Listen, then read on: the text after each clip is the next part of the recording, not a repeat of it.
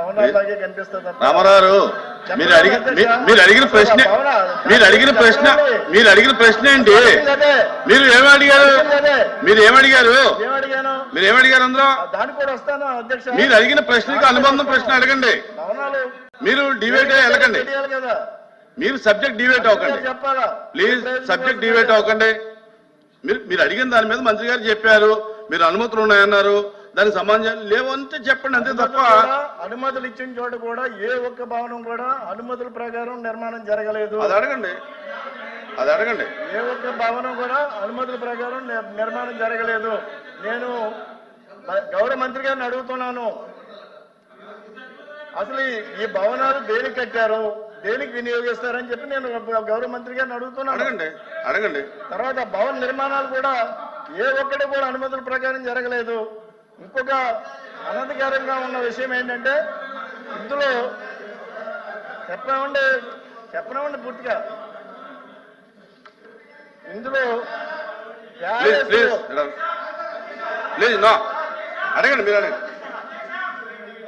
Palace లో Italian marble గోడలు, international brands తో bathroom fittings, massage store room. Rama Rao ఏమినాలి? మీరు చెప్పిందంత వినరు. ఇక సబ్జెక్ట్ డిబేట్ అవ్వకండి దయచేసి. మీరు అడిగిన ప్రశ్నకు అనుబంధం అడగండి. మీరు ప్రశ్నలే ఏం మెటీరియల్ వాడారని అడగలేదుగా. మీరు ఏం మెటీరియల్ అడిగితే పని అది వాడారు ఇది వాడలేదని చెప్పొచ్చు. మీరు దయచేసి కాంట్రవర్సీ చేయకండి, సభను కాంట్రవర్సీ చేయకండి.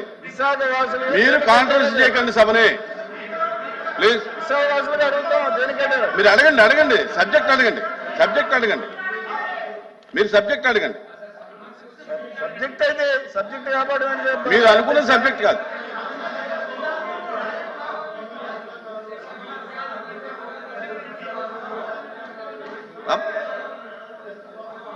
అధ్యక్ష, మీరు అడిగిన ప్రశ్న చూసి దానికి సప్లిమెంటరీ అడగండి. ఇందులో ప్యాలెస్ లో సోకుల కోసం 120 కోట్లు ఖర్చు పెట్టారు అధ్యక్ష. సోకుల కోసం 120 కోట్లు ఖర్చు పెట్టారు.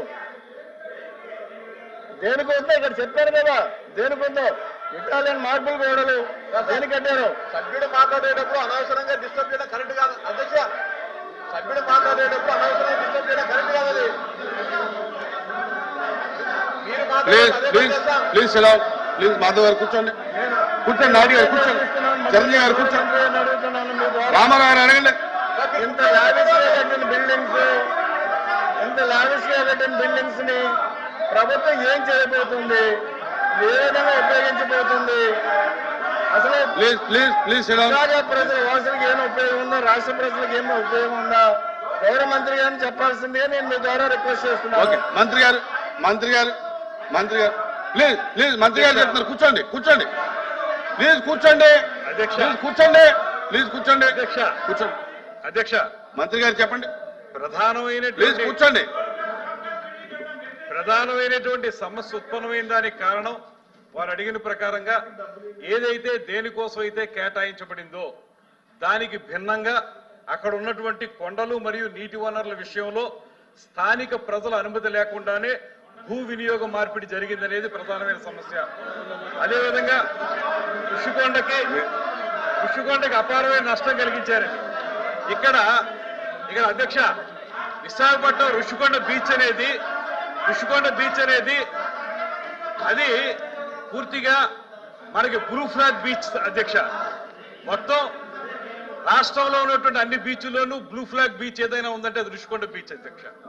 ఆ బీచ్ లో ఏ ఉద్దేశంతో అయితే దీన్ని ప్రారంభించారో ఏం చెప్పారంటే, అంతకుముందు అక్కడ 58 గదులతోటి ఒక అద్భుతమైనటువంటి రిసార్ట్ ఉండేది, హరిత రిసార్ట్. మనకి ఆంధ్రప్రదేశ్ లో ఉన్నటువంటి అన్ని రిసార్ట్స్ కంటే కూడా బెటర్ ఇన్కమ్ ఇచ్చినటువంటి రిసార్ట్స్. ఒక సంవత్సరంలో 7 కోట్ల నుంచి 16 కోట్ల వరకు ఆదాయం ఇచ్చినటువంటి రిసార్ట్స్ అవి డిమాలిష్ చేశారు. అన్ని అద్భుతంగా ఉండగానే అవి డిమాలిష్ చేసేటప్పుడు వారు చెప్పిన మాట ఏంటంటే, ఇంతకంటే అద్భుతమైన రిసార్ట్స్ కడతాం, ఇంతకంటే ఎక్కువ మందికి ఉపయోగంలోకి తీసుకొస్తామని చెప్పి అక్కడ వారు కట్టింది ఈ ప్యాలెస్. అందులో ఉంది, చదువుకోండి.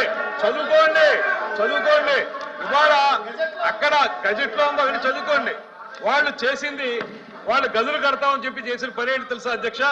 విజయనగరం బ్లాక్ అని కట్టారు, అందులో 3 బ్లాకులు అప్పటి ముఖ్యమంత్రి గారికి అప్పుడు వారి కుటుంబ సభ్యులకి ఏర్పడేలాగా. కళింగ బ్లాక్ అని కట్టారు, అందులో అఫీషియల్స్ కి. అదేవిధంగా గల్బదీ బ్లాక్ అని కట్టారు, దాని తర్వాత వేంగి బ్లాక్ అని కట్టారు. ఇవన్నీ కూడా 7 బ్లాకులు కట్టి 7 బ్లాకుల్లో మొత్తం అన్ని కలిపి మనకు రూములలో వేడే. మేము ప్రత్యక్షంగా చూసాం, డిప్యూటీ చీఫ్ మినిస్టర్ గారు చూశారు, ముఖ్యమంత్రి గారు చూశారు, మేము వెళ్ళి చూసాం. వీళ్ళు చెప్పిన మాట వాళ్ళు ఆ రోజున అప్లికేషన్ పెట్టినప్పుడు విని సావధానంగా వినండి. ఇప్పుడు అప్లికేషన్ పెట్టినప్పుడు వాళ్ళు చెప్పిన మాట దీన్ని బెటర్ రిసార్ట్ గా చేస్తామని చెప్పి చివరిలో ఒక జీవో ఇచ్చారు అధ్యక్ష. ఆ జీవో ఇచ్చినప్పుడు దీన్ని ముఖ్యమంత్రి గారి యొక్క నివాసం కోసం జీవో నెంబర్ కూడా చెప్పాను, కమాన్ రండి తీసుకుందాం. జీవో నెంబర్ లో చెప్పింది ముఖ్యమంత్రి గారికి నివాసం కోసం, క్యాంప్ ఆఫీస్ కోసం కట్టుకుంటామని చెప్పారు. అదే విధంగా మంత్రులు ఎవరైనా అక్కడికి వచ్చినప్పుడు ఉండడానికి కడతామని చెప్పారు. వచ్చిన ఒరిజినల్ అప్లికేషన్ లో ఏం చెప్పారు, మేము మంచి రిసార్ట్స్ కడతాం, ఇంతకంటే అద్భుతంగా చేస్తామని చెప్పి ఈ రకంగా చేశారు. ఇందులో మొత్తం అన్ని కలిపి వాళ్ళు ఖర్చు పెట్టింది 481 కోట్ల రూపాయలు ఖర్చు పెట్టి, దీంట్లో బాత్ టబ్ ఉంది అధ్యక్ష 12 లక్షల రూపాయలు. అవి మొత్తం మీరు తీసుకుంటే లోపలికి వెళితే ఇంద్రభవనం అధ్యక్ష, ఇంద్రభవనం. మీరు నిజంగా జెన్యూన్ గా చెప్పిన ప్రకారం చేసుంటే ఎందుకు మీరు అందరినీ రానివ్వలేదు? మీకు ఆ రోజు ఒక సామెత ఉంది అధ్యక్ష, ఒక సామెత చెప్తాను. ఇది ఎంత వైలేషన్ అంటే స్పష్టంగా వైలేషన్ అధ్యక్ష. మీరు జీవో నంబర్లు ఇస్తారు, మీకు వాళ్ళు పెట్టిన అప్లికేషన్ మీ టేబుల్ మీద పెడతాను. ఆ అప్లికేషన్ కానీ జీవో నెంబర్ కానీ చూడండి, ఎక్కడా కూడా పొంతం లేదు. ఆ రోజు చిన్న అయిపోతే ఆ రోజు మనకి ఏదంటే ఓం మహానగరం తగలబోతుంటే ఫిడేలు వాయించినటువంటి నీరో చక్రవర్తి లాగా వ్యవస్థ సర్వనాశనం అయిపోతుంటే ఇంత డబ్బు ఖర్చు పెట్టి తన సొంత భవనం కోసం అలా ఆఫీస్ రూమ్ ఒక టెన్నిస్ కోర్ట్ అంత ఉంటుంది అధ్యక్ష. ఆయన ఆఫీస్ రూమ్ ఒక టెన్నిస్ కోర్ట్ అంత ఉంటుంది. ఇవన్నీ ఖర్చు పెట్టి ఎవరి డబ్బులు, ప్రజా డబ్బుల్ని ఇలా మోసం, ఇంకా సిగ్గు లేకుండా ఏ రకంగా మాట్లాడతారు, ఏ రకంగా అడుగుతారు వీళ్ళు, ఏ రకంగా ప్రశ్నిస్తారు? ఇంత అన్యాయం చేసి ఇవాళ జీవోలన్నీ పెడతాను నేను, వాళ్ళు చూసుకుని చదువుకోనండి, సమాధానం చెప్పుకోనండి. ఇంత అన్యాయం చేస్తుంటే ప్రజాధనాన్ని తోచుకు తింటుంటే ఇందులో ఎవరి ఇంట్లోకి ఎంత డబ్బు అంత డబ్బు తీసుకుని వాళ్ళు చేయడం కరెక్ట్? ఒక్క జీవోలు చూడండి, మొత్తం జీవోలు చూడండి, జీవోలు చూసుకోండి. మంత్రి గారు ప్లీజ్ బాధపడతారు సార్, తెలుస్తారు నిజాలు. అధ్యక్ష ప్లీజ్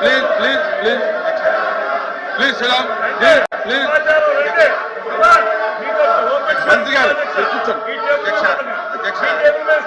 కూర్చోండి. I don't want to yield because they are telling wrong.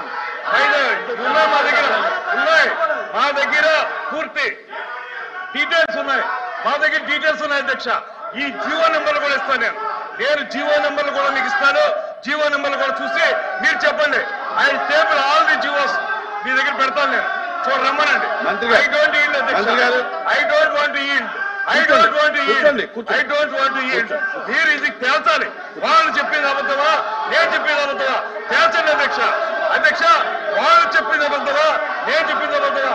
GO నెంబర్లు చూపిస్తారు, రమ్మనండి. రమ్మనండి, ఓపెన్ డిబేట్ కి రమ్మనండి. వాళ్ళకి దమ్ముంటే ఓపెన్ డిబేట్ కి రమ్మనండి.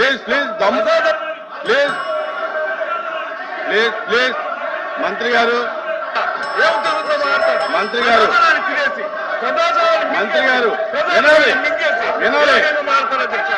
వినాలి. ప్లీజ్ మంత్రి గారు, ఇక్కడ అడిగినటువంటి ప్రశ్న వేరు, సబ్జెక్ట్ మాట్లాడుతున్నది వేరు. దానికి కావాలని వేరే డిబేట్ పెట్టుకోండి.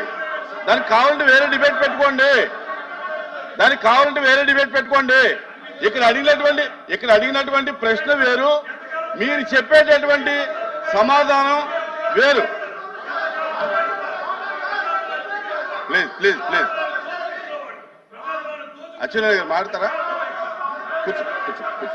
అచ్చెన్నాయుడు గారు.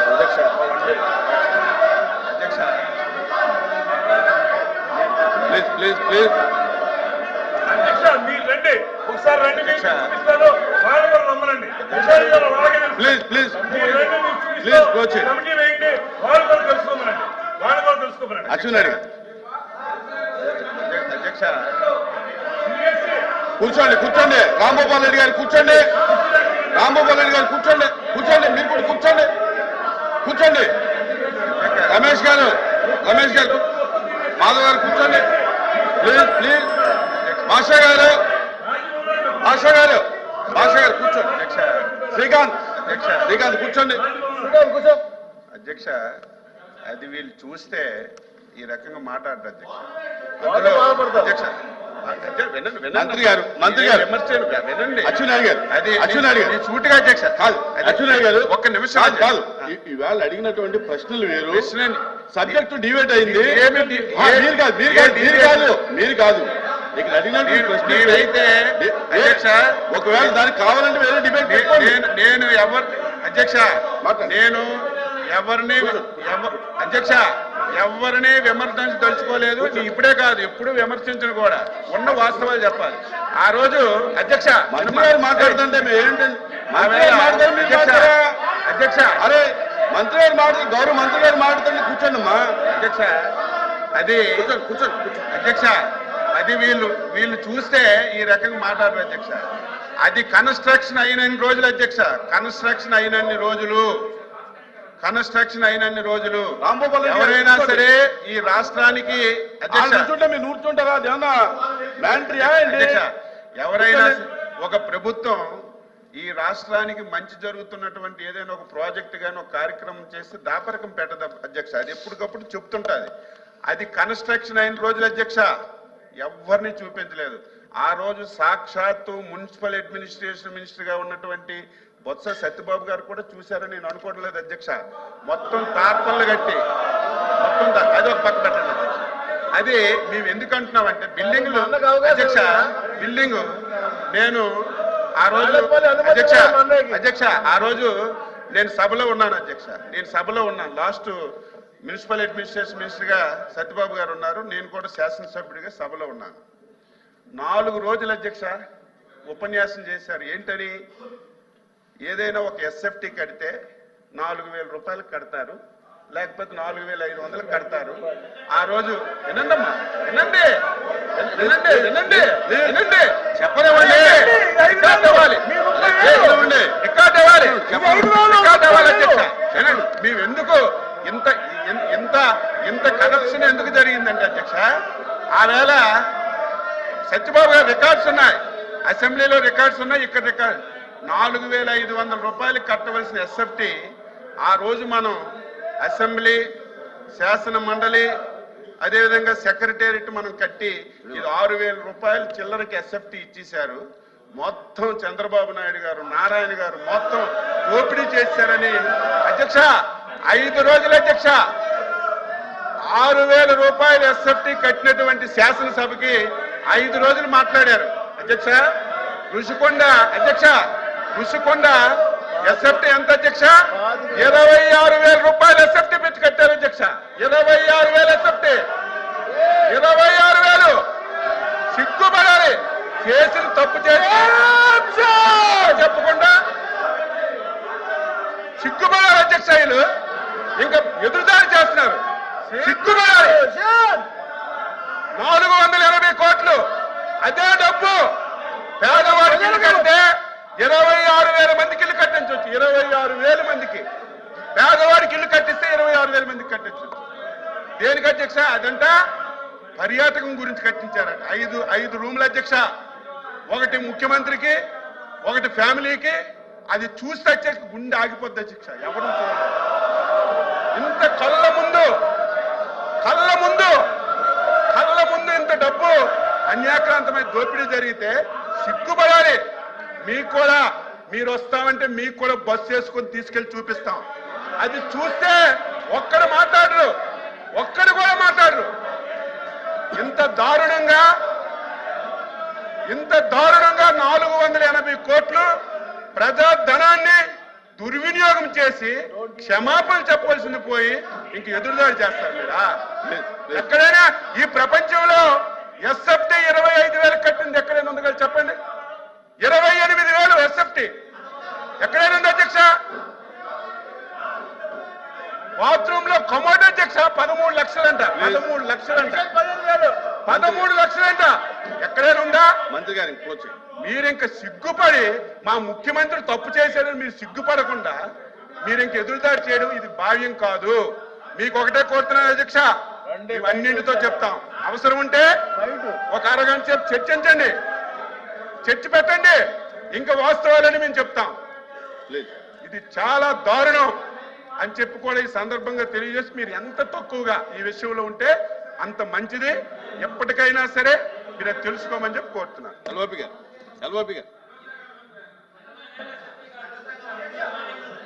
Please please. అధ్యక్ష, గౌరవ సభ్యులు మాట్లాడుతున్నప్పుడు దయచేసి సమయం పాటించాలి అధ్యక్ష. ఒక సభ్యులు అంటారు దమ్ముందా, ఒక సభ్యులు అంటారు రండి చూసుకుందాం, సిగ్గుపడాలి, సిగ్గుందా, ఇదేమి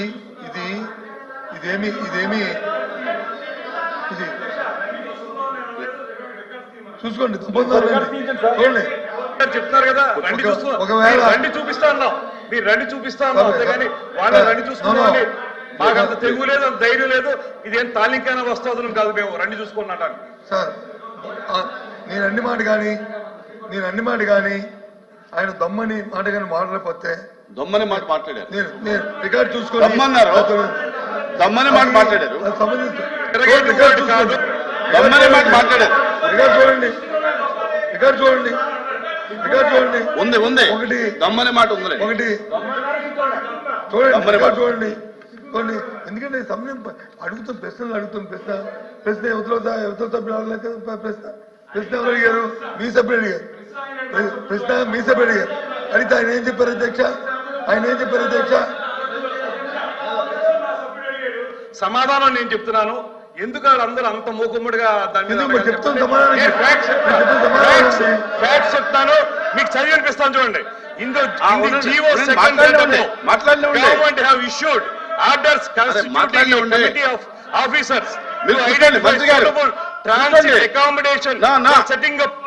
సార్ మినిస్టర్ గారు నేను ఎల్ఓపి గారికి అవకాశం ఇచ్చాను, మీరు తర్వాత మీరు మాట్లాడండి. మీరు అలాగే ఇంటర్వ్యూని అయ్యి ఇబ్బంది పెడితే మాట్లాడండి. ఎల్ఓపి గారు మీరు అలా అద్భుత సాధించాలని చెప్పినట్టు చెప్తారు. జీవో ఇచ్చింది పబ్లిక్ డాక్యుమెంట్, అది కాదన్నది ఎవరు? వెనకంటే మాట్లాడుతున్నారు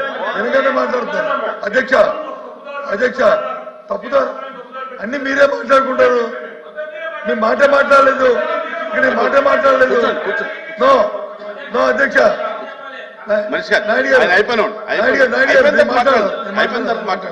నేను మాట్లాడిన తర్వాత అది ఎందుకంటే అన్ని మీరే మాట్లాడుకుని.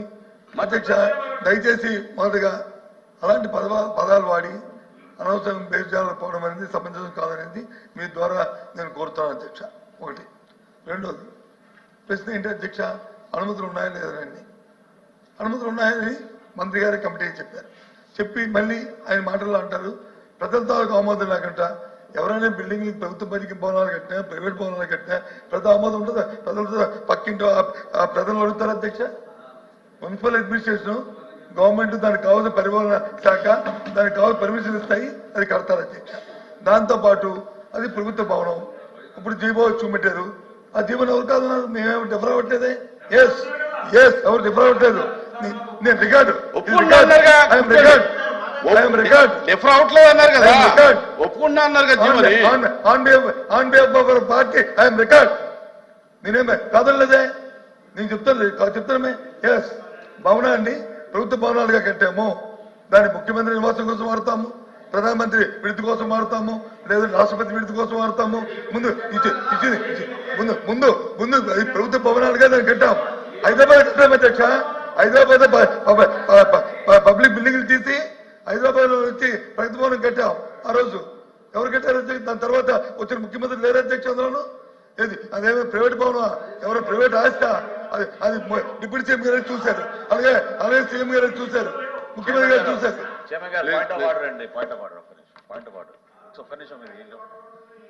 సార్ క్వశ్చన్ అవర్ లో మీరే మొన్న సభ జరుగుతున్నప్పుడు నిబంధన ఏర్పాటు చేశారు. మీరు సభ్యుడు రెస్క్యూకి రావాలి కదా సార్, మీరు ఏమండి చైర్మన్ గారు మీరు సభ్యుడు యొక్క రెస్క్యూకి రావాలి కదా. అవును. ప్రశ్న అడిగింది రామారావు గారు. అవును. రామారావు గారికి సమాధానం చెప్తున్నప్పుడు అక్కడి నుంచి అంతమంది లేచి మళ్ళీ దానికి ఫర్దర్ గా వాళ్ళు ఈ విధంగా గలటా చేస్తుంటే సార్ మీరు ఒక పక్కే చూసారు, రెండో పక్క కూడా చూడండి. ఇటు పక్క కూడా మాట్లాడుతున్నారు, ఏంటంటే ఇటు పక్క కూడా మాట్లాడుతున్నారు. మీరు నేను ఎవరికి అనుమతి ఇవ్వలా, దీని గురించి నేను ఎవరికి అనుమతి ఇవ్వలా, దీనికి సిగ్నేటరీస్ తప్ప ఎవరికి అనుమతి ఇవ్వలా అనేది ఈ ప్రశ్న పైన ఎల్ఓపి గారికి హక్కు ఉంటుంది, మంత్రికి హక్కు ఉంటుంది. ఈ ప్రశ్న పైన ఏమంటే మంత్రులకి ఎల్ఓపికి ఆ ప్రివిలేజ్ ఉంటుందండి. ఈ ప్రశ్న పైన చైర్మన్ గారు ఒక్క నిమిషం, ఈ ప్రశ్న పైన సుదీర్ఘమైన చర్చకి ప్రభుత్వం సిద్ధంగా ఉంది. శాసనసభలో కూడా గంట సేపు చర్చించాం. మీరు అనుమతిస్తే ఈ క్వశ్చన్ ని మీరు హాఫ్ అన్ అవర్ డిస్కషన్ గా మీరు ప్రభుత్వం తరఫు మేము ప్రపోజ్ చేస్తాం, పెట్టమనండి. సుదీర్ఘంగా డిస్కస్ చేద్దాం దాని గురించి.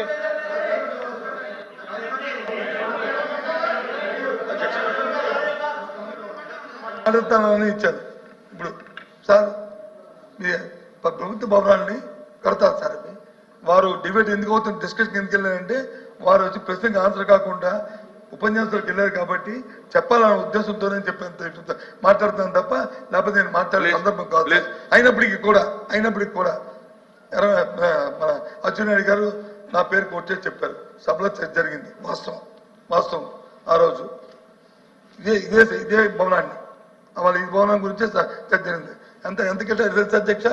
రికార్డులో చూసుకోమని ప్రభుత్వం అంతే కదా, 14,000 రూపాయలు స్క్వేర్ ఫుట్. చూసుకోండి, 6,000 కాదు, 14,000 చూసుకోండి. ఇది స్క్వేర్ ఫుట్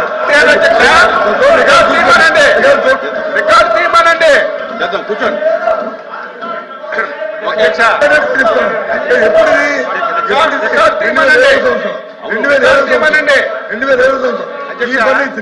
ఈ ఫర్నిచర్ తో ఈ నాయుడు గారు నాది అయిపోయింది, మాట్లాడుతుంది నాకు అయిపోయింది, నాది అయిపోయింది. నేను తప్పు మాట్లాడితే మీరు సత్యం రికార్డులు అంతా రికార్డ్ అవుతుంది. ఏది మనం కూడా సీనియర్ సభ్యులం కాబట్టి తప్పు మాట్లాడి రికార్డులో తొలగిస్తే లేదు ఇంకోటి మాట్లాడితే మనం తొలగించుకోవాల్సి వస్తుంది. అందుకు తప్పు మాట్లాడింది కాబట్టి దయచేసి మీరు మాట్లాడింది చెప్పారు, మీకున్న అవగాహనతోనో లేకపోతే జ్ఞాపకంతోనో మీరు చెప్పారు. నేను మాట్లాడిన వాళ్ళ సభలో 14,000 రూపాయలు చెప్పాను, ఇంక్లూడింగ్ ఫర్నిచర్తో కలిపి. ఇవాళ మీరు చెప్తుంది ఇంక్లూడింగ్ ఫర్నిచర్తో కలిపి 25,000 చెప్తున్నారు. కాదండి అది కూడా చెప్పండి, తప్పు కాదని చెప్తే ఇప్పుడు ఫర్నిచర్ కాదు, ఓన్లీ కన్స్ట్రక్షన్ 25,000 అయిందంటే ఓకే, అది మీ తాలూకు స్టేట్మెంట్, ఇది నా తాలూకు స్టేట్మెంట్. Including furniture 14,000. కూర్చోండి, మీరు కూర్చోండి, మంత్రులు మాట్లాడండి, మీరు కూర్చోండి, మాట్లాడేది చెప్తున్నా, కూర్చోండి, చెప్తున్నాను. ఒక నిమిషం కోట్ చేస్తాను నాయుడు గారు, ఒక నిమిషం కోట్ చేస్తాను, మీరు మాట్లాడుకోండి. ఏంటి అయింది అధ్యక్ష? ఇప్పుడు ప్రభుత్వాలు భవనాలు కడతాయి. ఇది ఇప్పుడు 2007వ సంవత్సరం కట్టాం. దీన్ని కట్టినప్పుడు ఇప్పుడు ఎప్పుడు ఇది 24వ సంవత్సరం అంటే ఎన్ని సంవత్సరాలు అయిందో చూసుకోండి. దాంతో 2017 సారీ కరెక్ట్ చేశారు. థ్యాంక్ యూ, కరెక్ట్ చేశారు మా మంత్రి గారు, కరెక్ట్ చేశారు. Thank you. 2017 7 సంవత్సరాలు అయింది కట్టారు అధ్యక్ష. కానీ వారు అంటుంది ఇది అదేం ప్రైవేట్ భవనం కాదు అధ్యక్ష, అది జగన్మోహన్ రెడ్డి గారితో లేదా బొత్స సత్యనారాయణ గారితో అచ్చెన్నాయుడు గారితో భవనం కాదు అధ్యక్ష, అది ప్రభుత్వ భవనం. మీరే చూశారు, సాక్షాత్తు సీఎం గారు డిప్యూటీ సీఎం గారు చూసి ఎంత అద్భుతమైన భవనం కట్టారు, దీని సందర్శన పెడదాము, దీని తాజ్మహల్ కంటే బాగుంది అని చెప్పారు కదా అధ్యక్ష. అందులో ఏమి అవకతవకలు జరిగితే, అందులో అవినీతి జరిగితే కనుక ఎంక్వైరీ చేయండి అధ్యక్ష, చేసి తీసుకున్న అధ్యక్ష. అయ్యే తోటకి ఇచ్చాము అధ్యక్ష, అద్దెచ్చాము అధ్యక్ష అంటే దయచేసి ఇవన్నీ కాకుండా అది ప్రభుత్వ భవనం, దాని మీద ఏం చెప్పుకునేదే ప్రభుత్వ భవనం. దాని మీద మీ నిర్ణయం మీరు తీసుకోండి. ప్రభుత్వం మీది, దాంట్లో ఏం పెడతారో ఏం చేస్తారో చేయండి. అవినీతి ఏం జరిగితే ఎంక్వైరీ చేయండి, చర్యలు తీసుకోండి. మంత్రి గారు, క్వశ్చన్ ఎందుకు వచ్చిందంటే ఇది బేసిక్ గా వాళ్ళు దేనికోసం అయితే చేస్తామనేటువంటిది ఉటంకించారో దానికి భిన్నంగా ఇందులో సిఆర్జెడ్ అనుమతి పొందినటువంటి 9.88 ఎకరాల కంటే ఎక్కువ భూమిని అక్రమంగా ధ్వంసం చేయటం జరిగిందనేది ఫైండింగ్స్ వచ్చినాయండి వాళ్ళు వేసిన సబ్ కమిటీలో. ఆ సబ్ కమిటీ తర్వాత మళ్ళీ గౌరప్పన్ గారు అనేటువంటి minister of environment and forest చెందినటువంటి వారిని కమిటీ వేసి మళ్ళీ దాని మీద ఎంక్వైరీ చేయించారు. ఇవన్నీ జరిగిన మీదట ఒరిజినల్ గా అయితే మనకి జీవీఎంసీ నుంచి కానీ లేదా సిఆర్జెడ్డి నుంచి కానీ అప్రూవల్ ఉన్నమాట వాస్తవం. కానీ దానికి డీవియేట్ అయిపోయి ఎక్కువ ఏరియాని ధ్వంసం చేశారనే దాని మీదే కోర్టుకు వెళితే కోర్టు కమిటీ వేసిన సబ్ కమిటీ గౌరప్పన్ గారిని వేశారు. వాళ్ళు దాన్ని ఎంక్వైరీ చేస్తున్నారు. అందులో బేసిక్ గా కొన్ని తప్పులు ఉన్నాయనేటువంటి మాట స్పష్టంగా వాళ్ళు చెప్పారు. చెప్పిన మీద మళ్ళీ ఇంకో కమిటీ పడింది. ఆ కమిటీ యొక్క తీర్పు వచ్చే లోపలనే గౌరప్పన్ గారు చనిపోయారు. ఆ తీర్పు ఇంకా మనకు రావాల్సి ఉంది. దాని తర్వాత ఇందులో వీళ్ళు గవర్నమెంట్ ఇచ్చినటువంటి ఆర్డర్ లో క్లియర్ గా వాళ్ళు ఏం చెప్పారండి, in the GO second read above, government have issued orders constituting a committee of officers to identify suitable transit accommodation for setting up of camp office for the chief minister and accommodation for supporting seniority functionaries అన్నారు. ఇది which is deviating the original approval. ఇది ప్రస్తుతంగా నేను చెప్పదలుచుకున్నది కూడా అదే. ఏంటంటే original గా చెప్పింది ఏంటి, 58 గదులతోటి ఉన్నటువంటి హరిత రిసార్ట్స్ ఒకప్పుడు చాలా మంచి ఆదాయం ఇచ్చేదాన్ని, అది కూలగొడుతున్నాం అన్నప్పుడు వారు చెప్పింది ఏంటంటే గవర్నమెంట్ మేము ఎందుకు కూలగొడుతున్నాం అంటే దీని స్థానే ఇంకెంతకంటే మంచి రిసార్ట్స్ కడతాం, కట్టి ప్రజలకు అందుబాటులోకి తీసుకొస్తామని చెప్పి కట్టి అప్రూవల్ తెచ్చుకుని ఆ తర్వాత వాళ్ళు చేసింది ఏంటి, దాన్ని మళ్ళీ చీఫ్ మినిస్టర్ గారి క్యాంప్ ఆఫీస్ గాను లేకపోతే మంత్రులకు ట్రాన్సిట్ ఆఫీస్ గాను అలా మారుస్తున్నాం అనేటువంటిది జీవో ఇచ్చిన మీదట దీని మీద రిట్ పిటిషన్ పడింది. తర్వాత మేము వెళ్ళి ప్రత్యక్షంగా చూసినప్పుడు కూడా రిసార్ట్స్ అంటే ప్రజలకు అందుబాటులో ఉంటే ఏముంటాయండి, అది చిన్న చిన్న గదులు 58 గదులు పోనీ ఇంకా బాగా చేసి విశాలంగా చేశారంటే పోనీ 40 గదులు ఉంటాయి. కేవలం 7 గదులు మాత్రమే ఉంటాయి. అందులో కూడా స్పష్టంగా వాళ్ళు చీఫ్ మినిస్టర్ గారి కోసం అనేటువంటిది ఇందులో ఉటంకించారు. ఇది ప్రజల డబ్బుని ఇప్పుడు ఏదంటే టూరిజం డిపార్ట్మెంట్కి ఏమీ ఆదాయం లేదండి. టూరిజం డిపార్ట్మెంట్ ఉన్న ఆదాయాన్ని పెంచడానికి వాళ్ళు చేస్తుంటే ఆనందం